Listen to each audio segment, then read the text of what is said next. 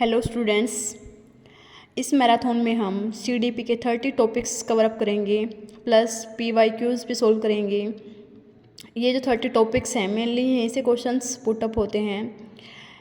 फिर वो exam STET का हो, सीटेट का हो या नेट का हो, कोई भी गवर्नमेंट एग्ज़ाम हो, सीडीपी के इन्हीं 30 टॉपिक्स से क्वेश्चंस कवर अप हो जाते हैं। अगर आप ये 30 टॉपिक्स भी अच्छे से कवर अप कर लेंगे तो आपके approximate 28 to 29 marks easily grab हो सकते हैं। फर्स्ट हमारा टॉपिक रहेगा Erikson psycho social development theory. Second जो हमारा टॉपिक है वो है पियाजेट थ्योरी। थर्ड जो टॉपिक है वो है कोलबर्ग थ्योरी। फोर्थ है वाइगोस्की थ्योरी। फिफ्थ है गिलफर्ड इंटेलिजेंस थ्योरी। सिक्स्थ है Gardner multiple intelligence theory. Seventh है ग्रुप फैक्टर थ्योरी। एट्थ है कैटल थ्योरी। नाइन्थ है स्टनबर्ग इंटेलिजेंस थ्योरी। 10 है साइको एनालिटिक थ्योरी। 11th है साइकोसेक्सुअल थ्योरी। 12th है Bronfenbrenner ecological system theory. 13 है Thorndike trial and error theory. 14th है classical conditioning theory. 15th operant conditioning theory. 16th Kohler insight learning theory. 17 Albert Bandura social learning theory. 18 Tolman sign learning theory. 19 intelligence test. 20th inclusive education.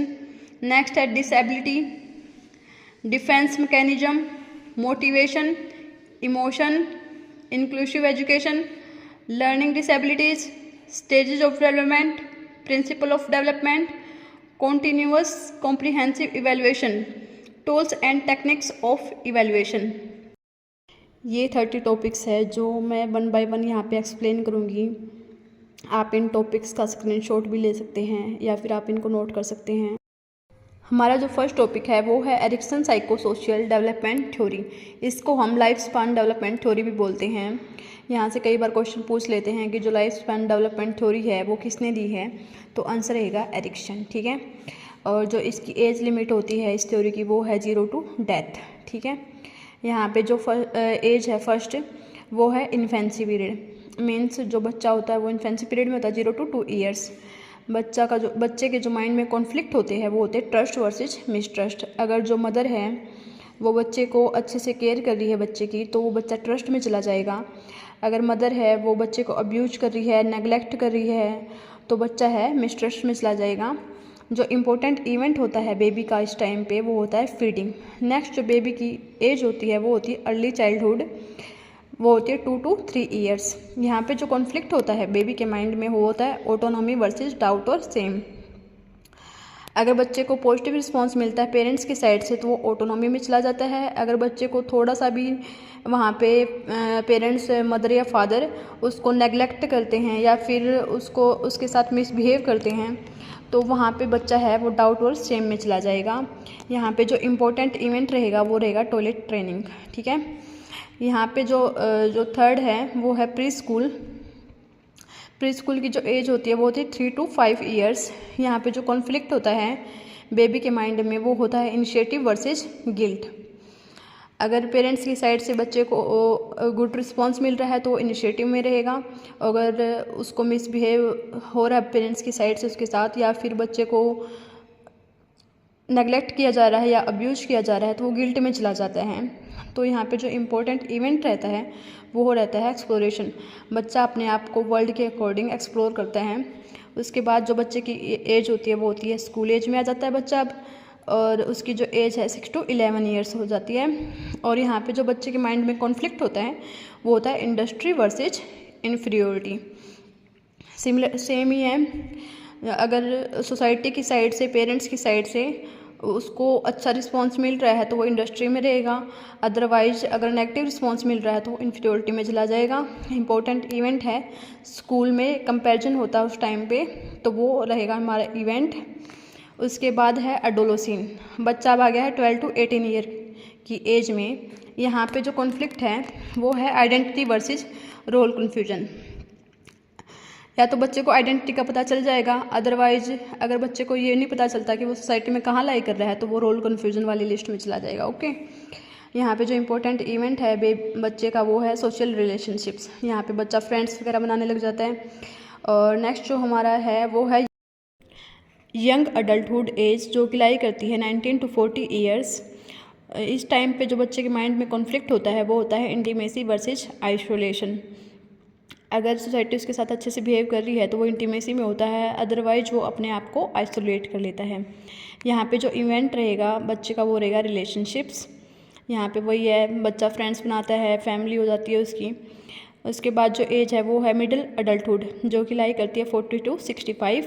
यहाँ पे जो conflict होता है बच्चे के mind में वो होता है जनरेटिविटी वर्सेज स्टैग्नेशन। या तो बच्चा अपने आप को बिल्कुल ही कॉन्फिडेंट फील करता है, अगर सोसाइटी उसके साथ अच्छा रिस्पॉन्स, सोसाइटी की साइड से अच्छा रिस्पॉन्स आ रहा है तो वो अपने आप को जनरेटिविटी में फील करता है, अदरवाइज वो अपने आप को स्टैग्नेशन समझता है। मीन्स वो अपने आप को सोसाइटी के ऊपर धब्बा समझने लग जाता है। जो यहाँ पे इम्पोर्टेंट इवेंट रहेगा बच्चे का वो रहेगा वर्क एंड पेरेंटहुड। यहाँ पे बच्चा वर्क करने लग जाता है और वो पेरेंटहुड वाली सारी रिस्पॉन्सिबिलिटी ले लेता है। उसके बाद जो एज है वो है मैच्योरिटी वाली एज जो कि लाई करती है 65 ईयर्स टू डेथ। यहाँ पे जो कॉन्फ्लिक्ट रहता है वो होता है इंटीग्रिटी वर्सेस डेस्पेयर। यहाँ पे अगर जो ओल्ड एज वाले हैं उनको अगर सोसाइटी अच्छे से बिहेव कर रही है उनके साथ तो वो इंटीग्रिटी फील करते हैं, अदरवाइज वो अपने आप को सोसाइटी से बिल्कुल ही अलग फील करते हैं। ओके, यहाँ पे जो इम्पोर्टेंट इवेंट रहता है वो होता है reflection on life. Means old age वाले अपनी लाइफ में जो जो हुआ, जो जो किया वो सब उनको रिमेंबर याद आने लग जाता है। ओके, तो ये थी हमारी Erikson psycho social development theory और life span development theory. Mainly यहाँ से ही क्वेश्चन बनता है, या फिर जो एक कॉन्फ्लिक्ट है यहाँ से भी क्वेश्चन बन सकता है कि जो थर्ड कॉन्फ्लिक्ट है एरिक्सन वाली में वो कौन सा कॉन्फ्लिक्ट है। ऑप्शन दे देंगे आपको इनमें से कोई भी, जैसे ये वाला, ये वाला, ये वाला और ये वाला ऑप्शन दे देंगे आपको और पूछेंगे कि जो तो थर्ड कॉन्फ्लिक्ट है Erikson psycho social development theory में वो कौन सा है। ओके, नेक्स्ट जो हमारी थ्योरी है वो है जीन पियाजे कॉग्निटिव डेवलपमेंट थ्योरी। जीन पियाजे ने यहाँ पे 4 स्टेजेस एक्सप्लेन की है, वो है sensory motor stage, pre operational stage, concrete operational stage and formal operational stage. तो वन बाय वन हम इनको एक्सप्लेन करते हैं। फर्स्ट है सेंसोरी मोटर स्टेज। इन सेंसोरी मोटर स्टेज बच्चा होता है 0 to 2 ईयर्स का। यहाँ पे जो बच्चा एक्टिविटी करेगा वो होता है इमिटेशन और सेंसेज यूज। मीन्स सेंसेज का यूज करने लग जाता है। ऑब्जेक्ट परमानेंस 2 ईयर्स के एंड में जो बच्चा है, बच्चे को ये पता चल जाता है जो पेरेंट्स हैं और घर में जो फैमिली मेम्बर्स है वो कौन कौन हैं, ये सब बच्चे को पता चलने लग जाता है और बच्चा इमिटेट करता है, उनकी नकल करता है और सेंसेस का यूज करता है। ठीक है, ये एक्टिविटीज़ है जो सेंसोरी मोटर स्टेज में बच्चा करता है। यहीं से क्वेश्चन बनता है कि जो इमिटेशन है वो कौन सी स्टेज में होता है।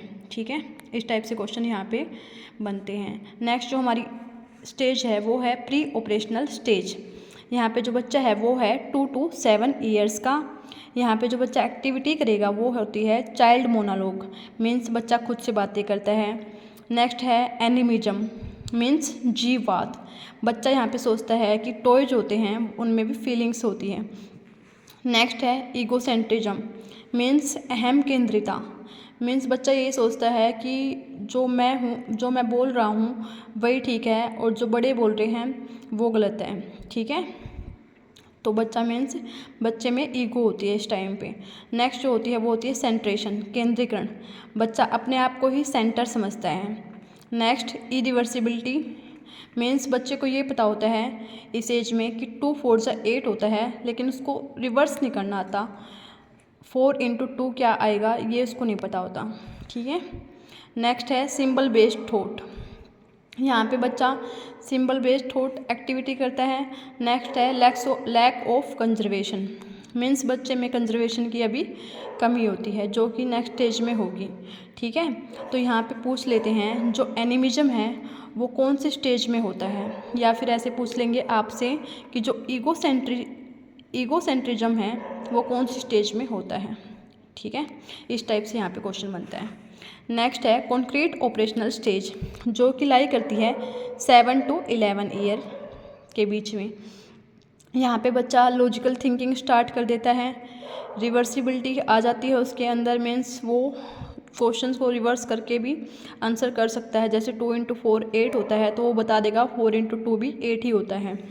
उसके बाद कंजर्वेशन आ जाता है कि हमने ना उसको 2 बाउल्स में अगर उसको कुछ चीज़ दी है डाल के, तो उसको पता चल जाता है कि किस में ज़्यादा है और किस में कम है।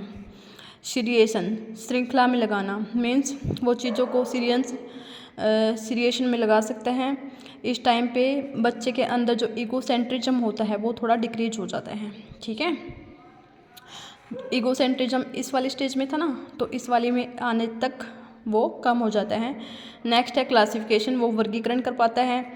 उसके बाद इंडक्टिव रीजनिंग, यहाँ पे बच्चा बेसिक टू जनरल, यहाँ पे बच्चे के अंदर जो रीजनिंग की जो कैपेबिलिटी है वो यहाँ पे इंड्यूस हो जाती है। ठीक है, तो यहाँ पे जो क्वेश्चन बनेगा वो कैसे बनता है वो मैं आपको बता देती हूँ। यहाँ पे आपसे पूछ लेंगे जो क्लासिफिकेशन वाली है, क्लासिफिकेशन होता है या फिर जो सीरिएशन होता है वो बच्चे में किस एज में होता है। ओके, तो नेक्स्ट हमारी जो लास्ट स्टेज है वो है फॉर्मल ऑपरेशनल स्टेज, जो होती है 11+ ईयर्स।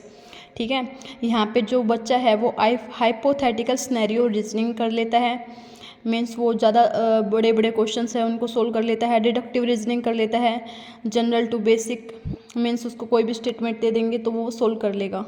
ठीक है, डाइवर्जेंट थिंकिंग हो जाती है, both point of view, means उसके जो पॉइंट ऑफ व्यू है वो इंक्रीज हो जाते हैं। एक क्वेश्चन को सोल्व करने का नज़रिया है वो थोड़ा उसका चेंज हो जाता है, वो उसको डिफरेंट मेथड से सोल्व करके देखता है किसी भी क्वेश्चन को। एब्स्ट्रैक्ट थॉट, उसके माइंड में डिफरेंट टाइप के थॉट आइडियाज़ इस टाइम पे आने लग जाते हैं। तो ये है हमारी फॉर्मल ऑपरेशनल स्टेज। यहाँ से बस आपसे ऐसे ही क्वेश्चन पूछता है कि जो हाइपोथेटिकल सिनेरियो रीजनिंग है वो बच्चे में किस स्टेज में आती है, या फिर ऐसे पूछ लेगा जो डाइवर्जेंट थिंकिंग है वो बच्चा किस स्टेज में करता है। तो इस टाइप से आपसे यहाँ से क्वेश्चन पूछे जाते हैं, तो आप इसका स्क्रीनशॉट ले सकते हैं, अदरवाइज आप इसको नोट कर सकते हैं। ओके, तो हम जो नेक्स्ट टॉपिक है वो है कोहलबर्ग मोरल डेवलपमेंट थ्योरी, वो हम करते हैं। आप इसका स्क्रीनशॉट ले लीजिए एक बार। इस थ्योरी में जो फर्स्ट क्वेश्चन बनता है वो ऐसे पूछते हैं कि जो मोरल डेवलपमेंट थ्योरी है वो किसने दी है, तो आपका आंसर रहेगा कोहलबर्ग ने। ठीक है, और इन्होंने 3 स्टेजेस बताई है। फर्स्ट है प्री कन्वेंशनल स्टेज, सेकंड है कन्वेंशनल स्टेज, थर्ड है पोस्ट कन्वेंशनल स्टेज। फर्स्ट है प्री कन्वेंशनल स्टेज जो कि लाई करती है 4 to 10 years, conventional stage 10 to 13 year, post conventional stage होती है हमारी 13+ ईयर वाली स्टेज। ठीक है, अब है जो प्री कन्वेंशनल स्टेज है, अब हम इनको 1 by 1 एक्सप्लेन करूँगी मैं इनको, तो आप नोट करते रहिए साथ में। जो प्री कन्वेंशनल स्टेज है उसके अंदर 2 more सब स्टेजेज है। फर्स्ट है ओबीडियंस एंड पनिशमेंट और सेकंड है individualism and exchange. Obedience and punishment means जो बच्चा होता है वो इस टाइम पे ओबीडियंट होता है। वो ओबीडियंट इसलिए होता है, जो पेरेंट्स होते हैं वो पेरेंट्स की पनिशमेंट से बचने के लिए ओबीडियंट होता है इस स्टेज में, जो कि होती है हमारी 4 to 10 ईयर्स। ठीक है, और जो इंडिविजुअलिज्म और एक्सचेंज वाली है इसमें क्या होता है, बच्चा ये देखता है अगर मैं ये करूँगा तो मेरे पेरेंट्स हैं वो मुझे एक्सचेंज में क्या प्राइस देंगे। ठीक है, तो इस टाइम पे बच्चे की ये थिंकिंग होती है। जो इसके इंडिविजुअलिज्म और एक्सचेंज वाली स्टेज है इसके और भी नेमिंग होती है, वो होती है tit for tat stage, self interest stage और पर्सनल रिवॉर्ड ओरिएंटेशन। तो कई बार क्वेश्चन में पूछ लेते हैं कि जो पर्सनल रिवॉर्ड ओरिएंटेशन है स्टेज है वो किस स्टेज के अंदर आता है, तो हमारा आंसर रहेगा प्री कन्वेंशनल स्टेज के अंदर। ठीक है, जो नेक्स्ट हमारी स्टेज है वो है कन्वेंशनल स्टेज। इसके अंदर फिर से सब स्टेजेज है। फर्स्ट है गुड बॉय गुड गर्ल और सेकंड है law and order orientation. Good boy and good girl को हम बोलते हैं गुड इंटरपर्सनल रिलेशनशिप। यहाँ पे जो बच्चे हैं, बॉय है वो गुड बॉय बन के रहेगा, गर्ल है वो गुड गर्ल बन के रहेगी पेरेंट्स के लिए और सोसाइटी के लिए। ठीक है, जो सेकंड है वो है law and order orientation.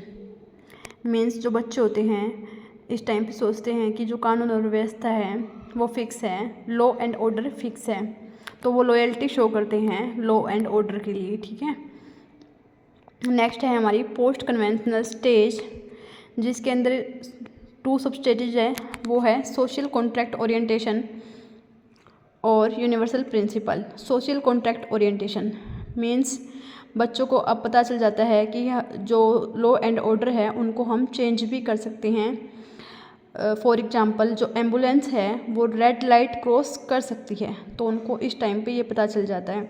Next है हमारी यूनिवर्सल प्रिंसिपल, मीन्स जो भगत सिंह थे या फिर जो हमारे गांधी जी थे वो सोसाइटी से कॉन्फ्लिक्ट करते थे, तो ये सब आएगा हमारा पोस्ट कन्वेंशनल स्टेज के अंदर।